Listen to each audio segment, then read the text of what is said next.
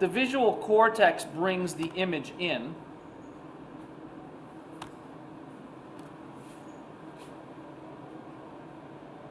Yeah. The visual cortex brings the image in, but you have to then learn, right? Because humans are primarily visual animals, right? And so we now have to be able to take that image and do something with it. Make an association, integrate that, so that the next time you see that image, it's meaningful to you in some way, shape, or form.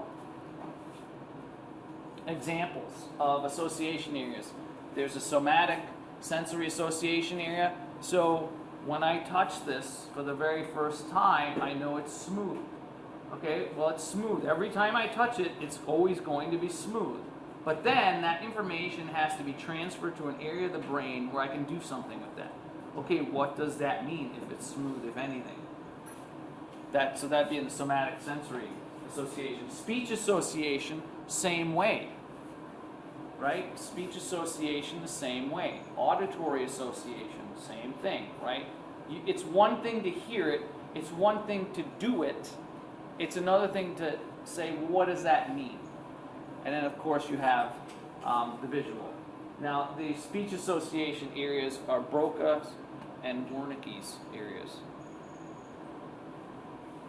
So, the somatic sensory association area is located posterior to the primary somatic sensory cortex.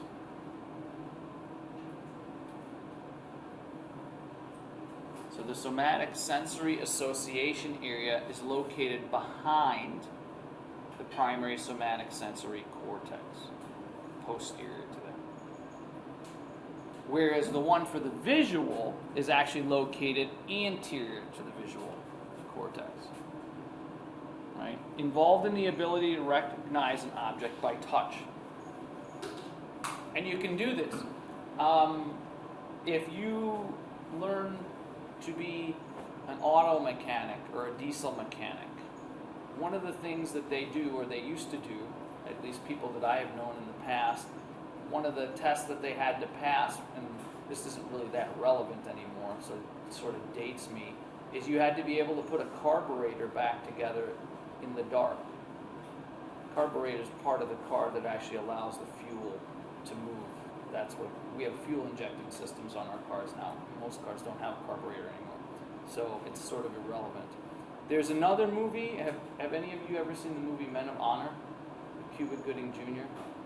It's a movie about the first African American Navy diver. Okay, Robert De Niro's in it. Anyway, in this movie, they do a lot of horrible things to Cuba Gooding Jr. and Robert De Niro is the one that does the horrible things to him. And they have to be able to put a pipe back together under the water. So they go under the water. They send all the tools, and the pipe pieces are there.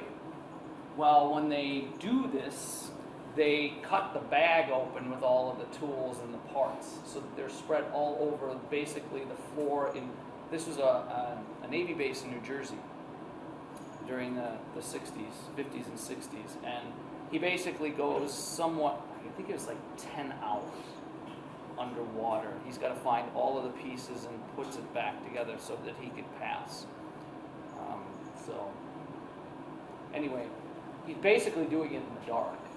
He had to be able to put this thing together in the dark and find all. So he basically scrounged around for 10 hours in freezing cold water. That's pretty impressive. Anyway, so we know that this works because we have all kinds of evidence and examples of people being able to do things without the ability of using their eyes, right? So this is the somatic association area. Okay? There's the cortex, and this is the associate, and it's a huge area, right? Which means what? If it covers a large area in the brain, it means that it must be pretty important, our ability to be able to know what things are associated with in the dark. Our eyes, if you think about it, again, looking at everything through the light of evolution, we're terrible as far as animals and our ability to see at night. We don't see very well at night at all. right? We don't. Other animals see much better than us. And so it would have been important, if we were doing anything at night, which we probably didn't do very much of, to actually be able to use this association area. So you can think about it in terms of evolution too. So what would happen if the somatic sensory association area was damaged? What kind of problems might you have in your day-to-day life? Think about it in totally practical terms and the things you do every. Tim. If you were to like see something you try to something lost, you couldn't tell what was what. Right. If you're going to reach for something, you might grab it and not know. If that's it. I mean, your eyes are telling you one thing. There would be a disassociation between what your hands are telling you or not, and what your eyes might or might not be telling you, or your ears might or not be telling you. So now what do you trust, right? If your eyes, you can see it, that's one thing, but if you're hearing, it'd be tough. Broca's area is called a motor speech area. It is located on the left frontal lobe, just superior to the lateral fissure. So Broca's area is a motor speech area, the actual physical process of talking. Motor. Located on the left frontal lobe, so frontal lobe, left side, just superior above the lateral fissure, right? The lateral fissure separates right about here, so it's right in this area. Controls muscles responsible for the production of speech. Broca's area.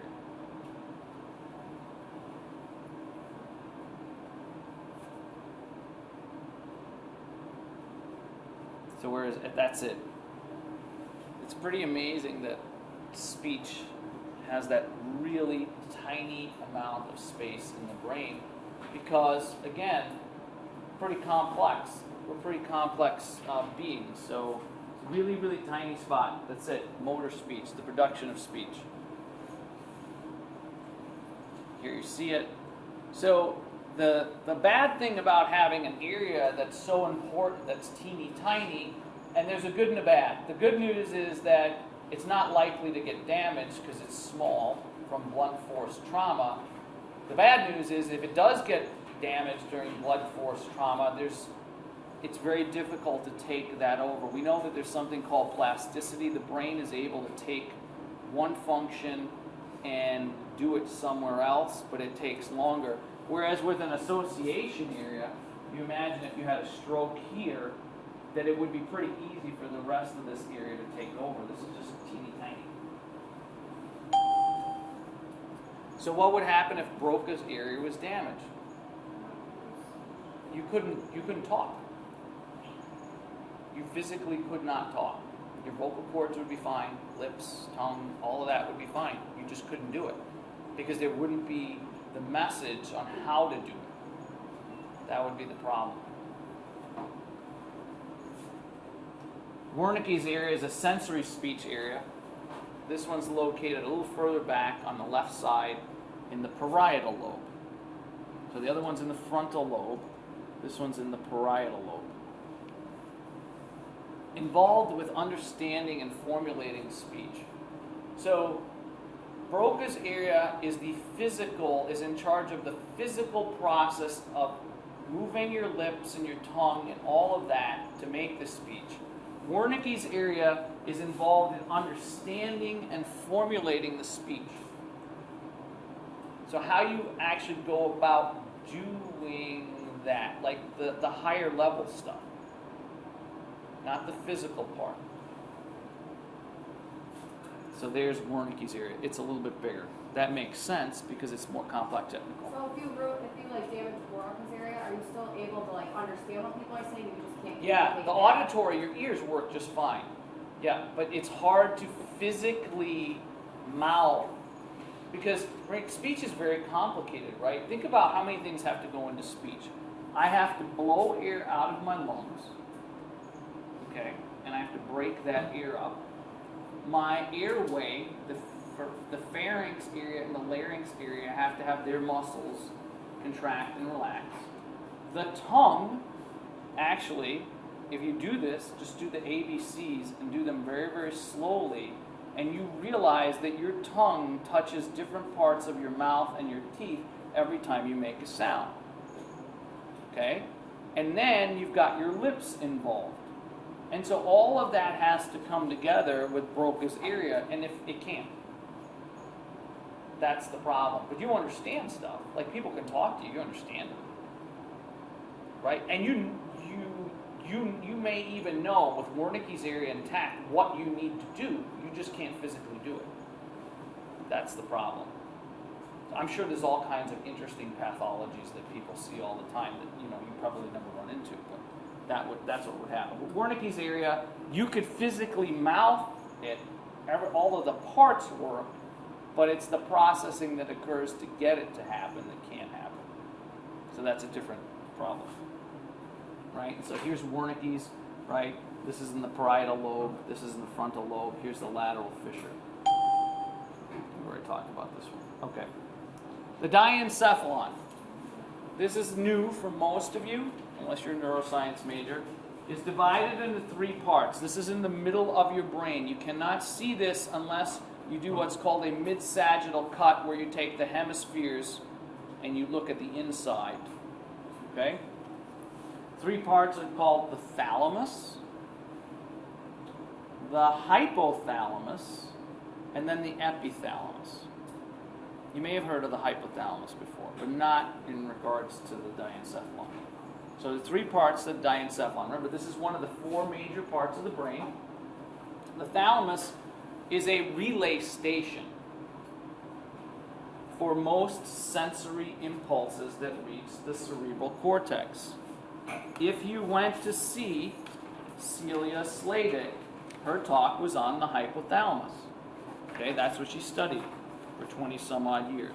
It is a relay station for most sensory impulses that reach the cerebral cortex, the outside.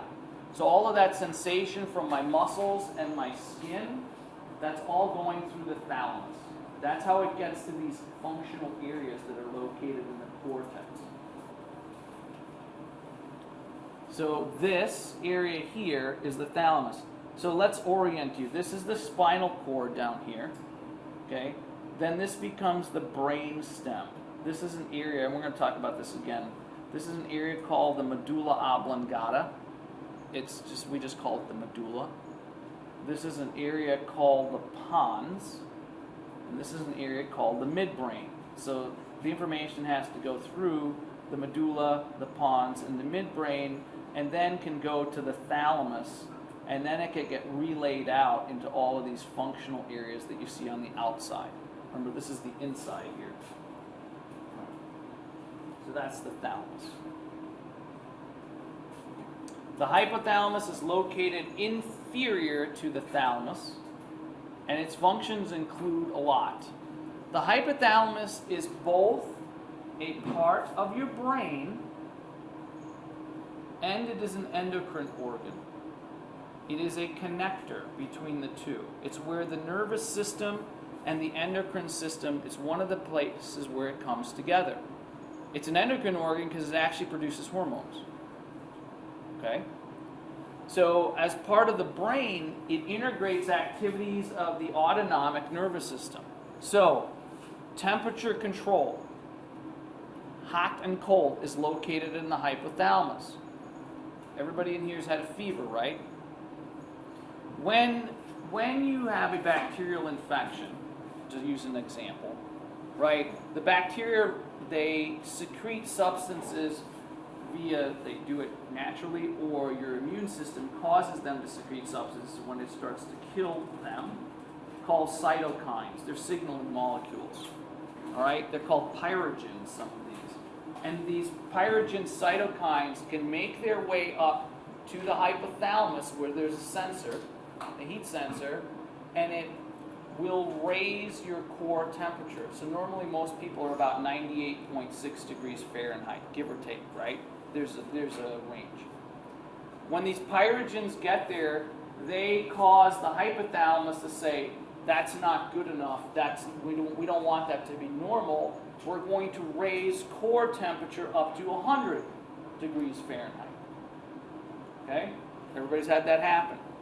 So what happens? You get hot. Make sense? You get hot. But what happens before you get hot? You've just taken the sensor. The sensor knows that 98.6 is normal. And you've reset it so that normal is now 100 degrees. What's your body's response? It's a shiver. Right? Your actual temperature now is considered low. And the reset temperature is now higher, and that's why you shiver. Because these pyrogens cause the resetting of the normal temperature. And so in order to get up there fast enough, the only way to do it is to shiver. And then eventually you get hot. And so now you're hot. Of course you are, because you've just been shivering. And you go through this process as many times as you need to until it stops, right? And hopefully it stops before 106 or 108 degrees Celsius, Fahrenheit. Okay? So there's all kinds of other centers in here. There's a center that regulates something called osmolarity, which you're going to talk about a lot. Very first section you do in phys. Osmolarity, which is how much stuff is in the water that makes you up.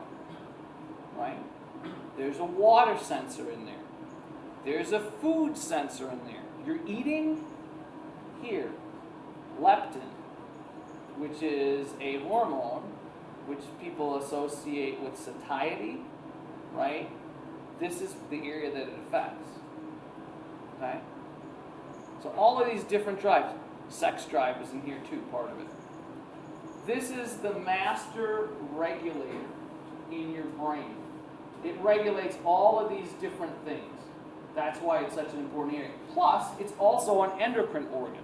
It also produces hormones. Okay? Super important area, the hypothalamus. All right? It controls the pituitary gland. The pituitary gland is the master gland because it produces the most hormones of any gland in the body. The hypothalamus is the regulator because it has all of the sensors in it. And it sends information to the pituitary gland. You'll learn about something next semester. It's called the HPA axis. The HPA axis, which stands for the hypothalamic pituitary adrenal gland axis. The three of these are connected. It's part of your stress response too. It's how you deal with stress. Okay, so this thing is really important. Okay. Regulates feelings of rage, aggression, pain, pleasure, eating, thirst, temperature, right? Hot and cold. All of that gets regulated here. So if this area is damaged, the sky's the limit as to how many problems you're going to have. All of these regulation processes, they're not going to work right anymore. You're going to have some really major issues. Thirst and food intake, body temperature, okay?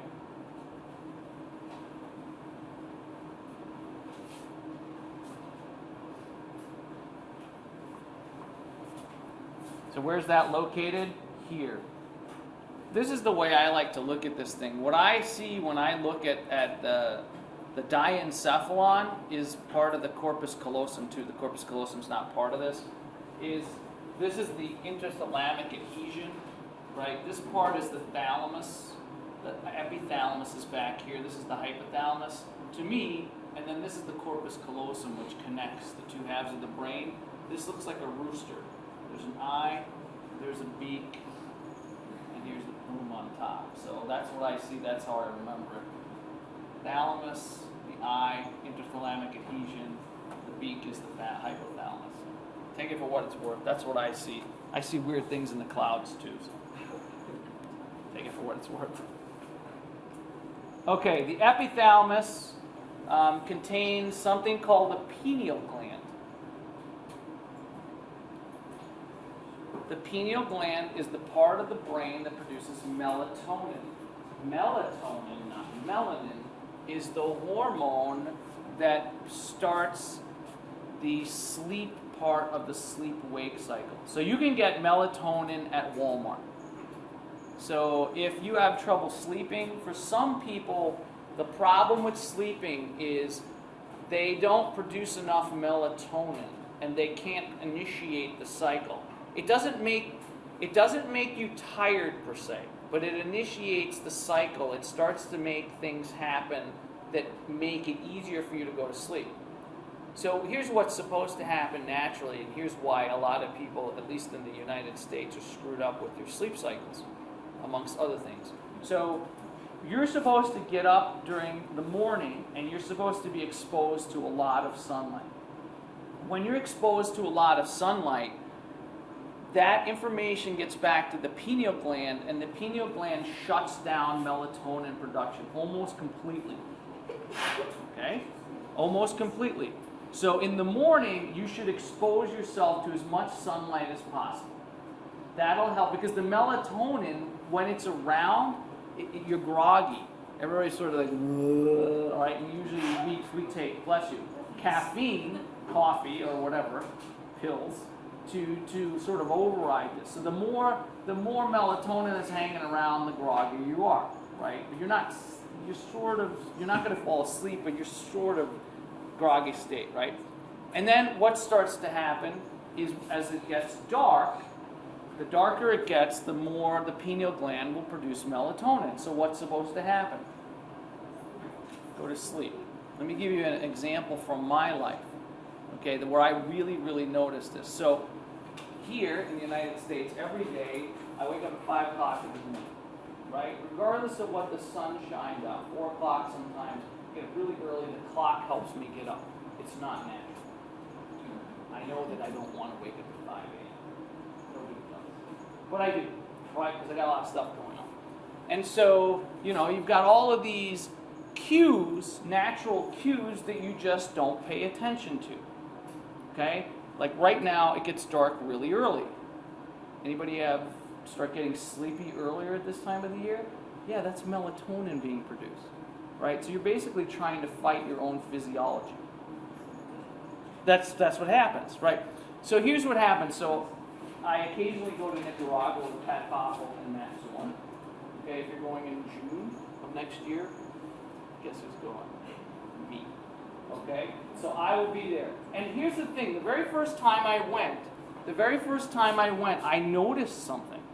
I didn't have a clock anymore. And it's right around the equator, right? It's in the Tropic of Cancer.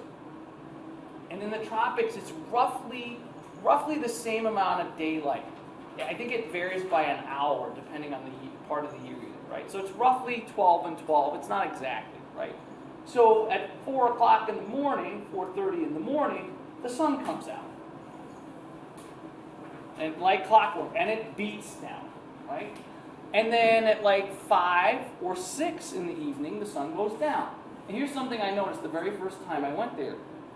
At 4:30 in the morning, my eyes would just pop open after about a few days. And then there was a really annoying rooster, too, that I wanted to kill. Really annoying rooster that if I had a gun, I probably would have shot it. Right? It's just annoying. So anyway, don't worry about the rooster. Rooster has nothing to do with the story other than it's annoying. The annoying rooster. And I would wake up, and then about 5 or 6 o'clock every night, I would start getting tired. But the best sleep I've ever had, because then I would just, we'd get done and we'd go to sleep. And so the night I started to realize as a physiologist, ooh, that's really interesting. That's how our ancestors must have been. Because back in the day, there aren't that many lights. When I first started going there wasn't much technology. You didn't have cell phone communication. You rarely could get on a computer because there was one. We used to stay at a place called Via Paraiso, which is a hotel, the nicest one on the island, and you could get access maybe once a week. So you were in tune with nature, and when you did that, you realized this is kind of the norm. And so melatonin is a big part of that, right? So we fight it in the morning, and then we fight it in the evening, and if you're not exposed to sun, because where are you most of the day? inside. This totally screws up your circadian rhythm, right? Because your body doesn't know what to do with these lights. You should be outside. So I'm not saying that you should stop coming to class and that, this is all evil, but if you really start to think about your physiology, it really starts to make sense why, and these are annoying, like I'm annoyed because at 5 o'clock in the afternoon now, I'm getting tired. But I know I still have 2 soccer games and 3 volleyball games to go to, and my wife's got a list like this long for me to do, and I got a grading to do. Well, then 1 o'clock in the morning comes around, and I can't figure out why I'm so tired, because 1 o'clock in the morning. Okay, that's why. And because you're fighting your own physiology. So this is part of a normal cycle. This melatonin, so if you really, really wanted to reset this, and I highly recommend if you ever get an opportunity to do this, to get away from all of this stuff, technology, lights, cameras, do it for a week or 2. If you've never done it before, best sleep ever. Best feeling ever. You reset the clock, you now realize what you're really supposed to be doing, and everything works better. You're awake when you're supposed to be awake, and you're asleep when you're supposed to sleep. And you're not annoyed by it. So typically on vacation is a good time to do this. All right, so there's my story about darkness and light. May contribute to setting the sleep wake. Now, the melatonin can be used if you're going, it may not help you go to sleep, but if you're going, for instance, traveling multiple time zones, the melatonin can help reset your day-night cycles. So that would be a helpful place to take it. It can help speed up, because that normally takes 4 or 5 days. You could do it within a day or day and a half. So if you go someplace, my recommendation for the circadian rhythm is you expose yourself to whatever their day is, stay outside as much as you can, and then whenever their night is, then go to sleep. The sooner you do that, the quicker the whole jet lag thing goes away. But melatonin can help that. Okay, so there's the pineal gland. Okay, so that's the epithalamus, right? The pineal gland is just part of this. The whole thing is the epithalamus right here. All right, I think we're going to stop here, the brain stem. We got 15 minutes. We turn on the lights. We won't go anywhere. Again, this is all extra. We're not doing this for this exam. Okay, let's talk about the exam first, then we'll do some review questions. I'm going to be super nice to you on what I'm going to give you as far as information. So take it for what it's worth. All right, so there's going to be 48 questions, just like on the first exam. Okay, there are 2 4-pointers. Those are the bigger ones. You don't have to write me a book, but it's just more involved. There are going to be 4 questions from your old material. A couple of them come from your old exam, a couple of them don't. So that's just the reality of it. So at a minimum, you should look at your first exam. If you got things wrong, make sure you figure out why you got it wrong, because you may get it wrong again. Right? So that would be the first thing I would do. At a minimum, you got to look at your old exam. At a minimum, okay? So that's 4 questions. You have 10 questions from the integumentary system, and here's how we break those down. Okay? 10 questions from the integumentary system. 1 question comes from the reading. The other 9 come from my lecture.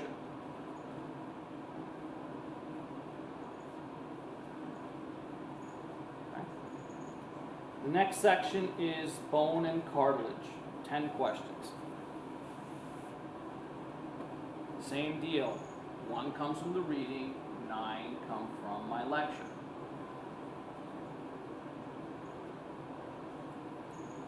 Next section, you have articulations, the joints, you have 8 questions. 1 comes from the reading, 7 come from my lectures.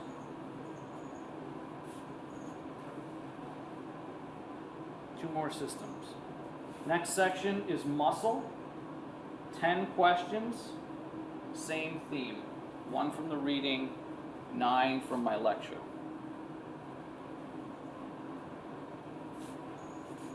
And then and I'll go through this again if you're having trouble keeping up. The last section is the nervous system. We only did part of it, so we have 6 questions. 1 from the chapter up to the point that we got to, and 5 from the lecture. So if you do the math, it's worth 100 points. So there's a theme here, right? So at a bare bones minimum, strategizing, bare bones minimum, if you don't go back and look at any of your old stuff, you've conceded four questions, that's 8 points. And if you don't do any of the reading, you've conceded another 5, that's 9, that's 18 points. That starts you at a starting value of an 82%, which gives you a B minus. So in the worst case scenario, that's what one might do. I'm not recommending that at all, but that would be a strategy that's probably passable for some people. And the more you do, of course, the better you do, right? So that's how I've broken it up. I wouldn't recommend you going back and doing the reading for the first exam again. I think that's a colossal waste of time. But I do think you go back and skim the chapter for important terms, a chart or a table that may have not shown up, that type of thing. But to actually sit and read it, unless you didn't understand something and you're looking for an answer on an exam that you got wrong, that's different. I would do the reading if you haven't kept up for this exam, but again, strategically, depending on how long you've waited, because it is Wednesday, and the exam is on Friday, right? There's only so much damage control one might do. Sleep is important, by the way. You got to decide how much sleep you get. Not sleeping is bad because your memory gets worse. So I would trump. So versus, reading all of the 5 chapters or sleeping, I would pick sleep as a physiologist because I know that's going to do you more good. 2 days, not going to make a huge difference. It's a gamble. So, all right, before we go on, anybody that missed anything about the questions, combinations, everybody got it all down? Does that make sense? Yeah, Eliza? There's no diagram. Yes, there are 2. That was the next thing. There are 2 diagrams. Now, there's a bunch of them that we said might be on there. You're going to have to guess as to which 2 and what parts, right? So again, you're going to have to look through, but they're not from the book. They're from my lectures, the PowerPoints. Okay? I didn't pull any diagram from the book and say, ha, I wouldn't do that. So we would have talked about it. For the diagrams, you're going to give it to us and we kind of label things? Yeah, so it'll be a picture, the exact same picture that's in your PowerPoint, and I'll either have blocked off all of the parts to make it harder, and then 1 or 2 or 3 of those will be number, I don't know, let's say 42, and pointing to something, and then there'll be a line underneath that diagram. Usually I have a diagram and then lines underneath it that correspond to the number. You then put whatever that structure is on the line.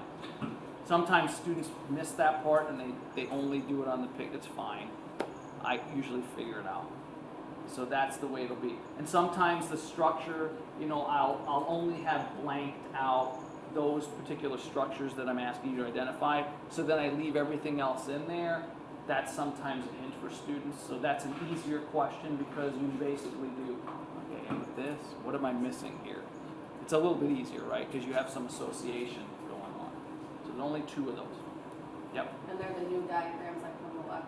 Yes. No old. They're just new stuff. Yeah. No old. Right. No, I wouldn't do that. I would tell you if they were just new. Yeah, Arjun. What are the diagrams of the ligaments of the shoulder? That's one of them. There's a few. And then there's one with the hip. What's that? So there's hip, knee, shoulder, Versa, spinal cord was another one of the ones we looked at, right? There's the universal joint, right? I said this doesn't exist anywhere. There's a bunch of them we went over. Hopefully you marked them in your notes. But they're all from the PowerPoint, not from the book. So as long as you know that one. Like, for instance, we talked about the brain here. On the next exam, this color-coded brain might show up with its parts. And I'll leave the colors on it, right? Without the colors, it gets even more challenging if I use them. That's basically it. That's the exam.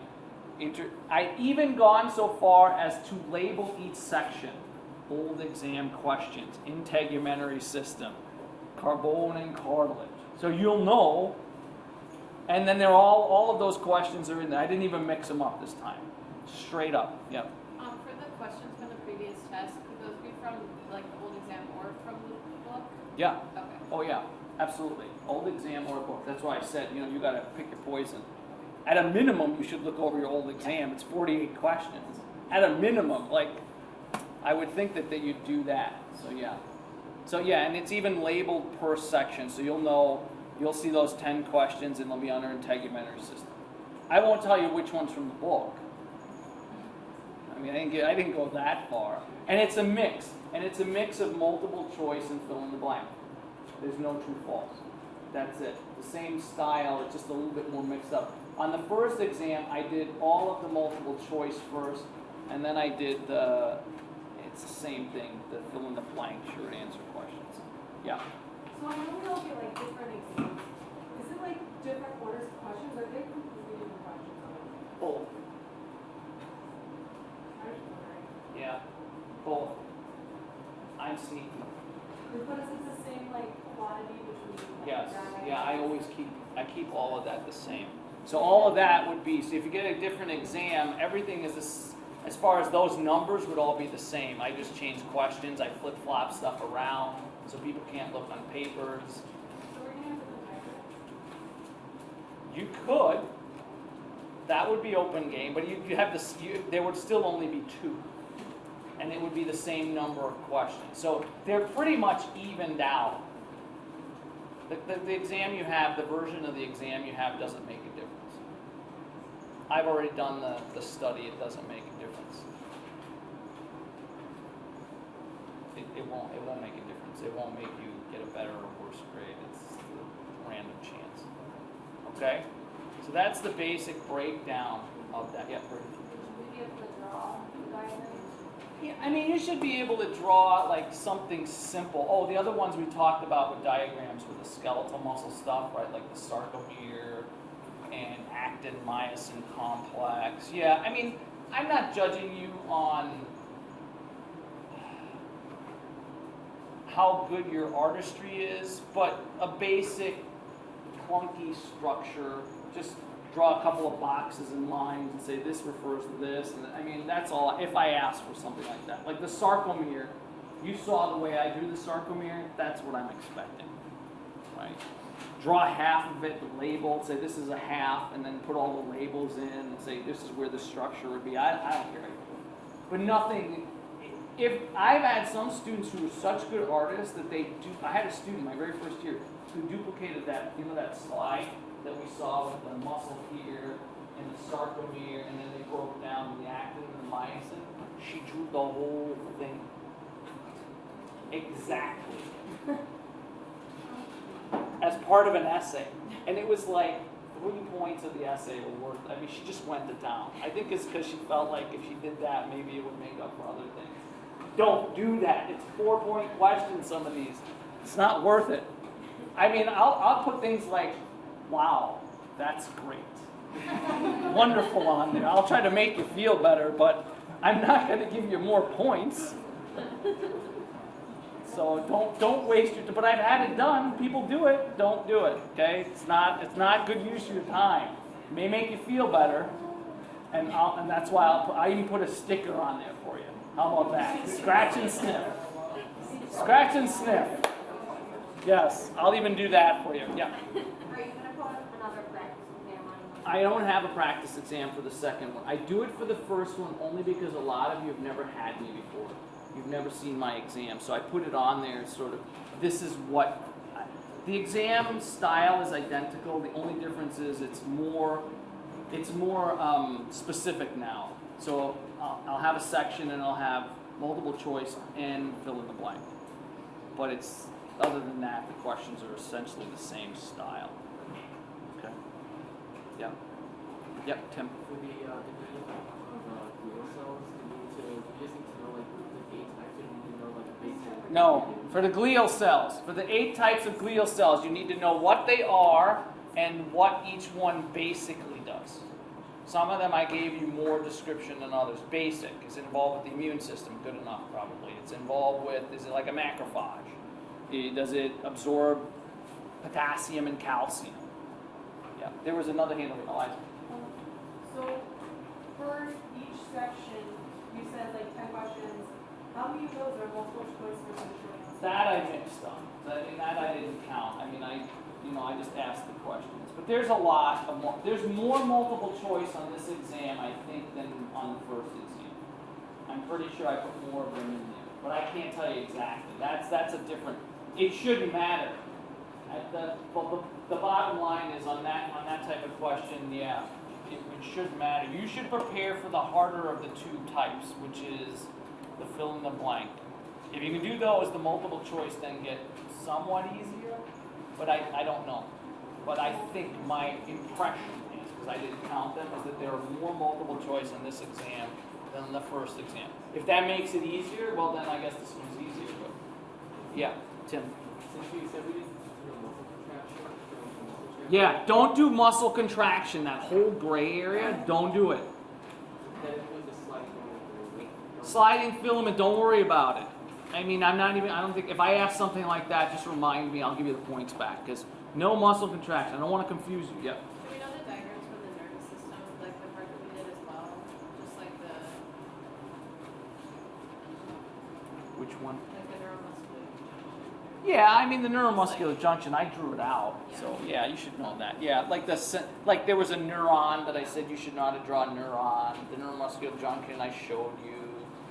Yeah, but you won't have to draw, a muscle cell with T tubules and terminal cisternae. I mean, I could. I didn't do that. I don't have any of that on there. Yeah, Katie. How about for the types of cells, the muscle fibers, such as fat cells? Yeah, so that's in that table. Remember I went through the book and I said, don't do all of this stuff for chapters, and I said there's a table. Yeah, and I said only the first 2 rows, and one of those rows does include type 1, type 2A, type 2B. Yeah, you should know those. Because I said, like I said, next semester there's a similar table in Vander's, and then you're going to have to know it because it's more about the functionality. I actually give you, if Dr. Miller uses it, there's a list that I created with all of those characteristics too. So, yeah, so you should know that, absolutely. Other questions on any material, anything else? Yeah. I have one. Yeah. Okay, the I and the H zone for sarcomere, the I zone is the actin, correct? Correct. And the H zone is just the myosin filaments? Correct. That's correct. The H zone actually stands, it's a German word, it's Heller. And then I zone is iotropic, iotropic, and A zone is anesiotropic, which means multiple or mixed. And then the M zone, the M line is actually called Mittelscheibe, middle disc. They use a lot of German, I guess. There's a lot of Germans involved in discovering this, I think.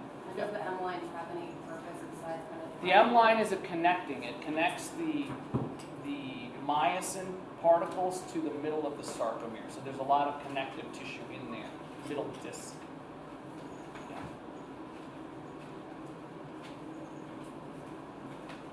Other questions on any material as far as understanding or?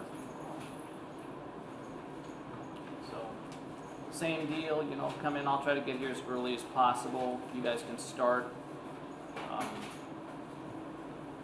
Since I don't have any, I do have a meeting after this class, so I'll probably give you like 10 or 15 minutes extra if you need it. Yeah. What is the whole thing of the effective hormones, right, and the PTH and calcitonin? Is it calcitonin and then effective mice hormones? Yeah, okay, so that PTH and calcitonin, right, that was another diagram you should know. So calcitonin is released from the thyroid gland, okay? It's one of 3 hormones that's released from the thyroid gland. The other 2 we didn't talk about, T3 and T4. Calcitonin is released when calcium levels in your blood are above 9 to 11 milligrams per 100 mils. The problem is that when you look at what it actually does in a human being, it just doesn't do very much. But in a rat or a mouse, in a rodent model, it actually does. So then the effect of adding to your bone mass doesn't have much to do with calcitonin in a human, but has much more to do with a decrease in the PTH.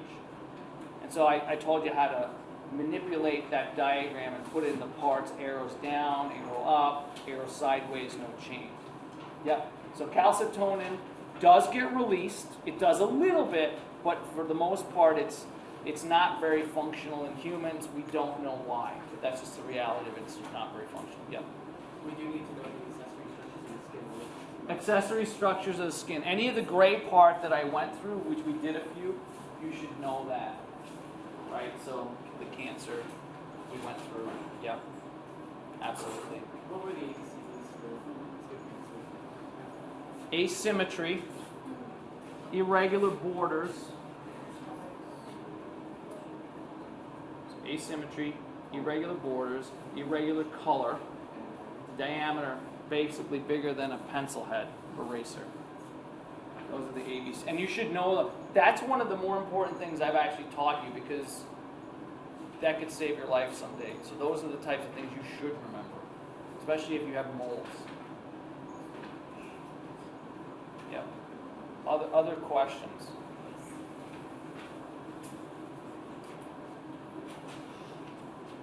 If not, good luck. Right? And I will see you on Friday.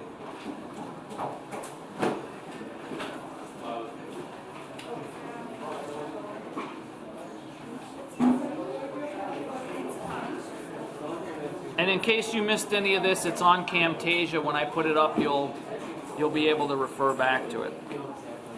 Is for the Slated. Oh, great. Fantastic. Oh, extra credit. If anybody did extra credit for Celia Sladek, I'll take it.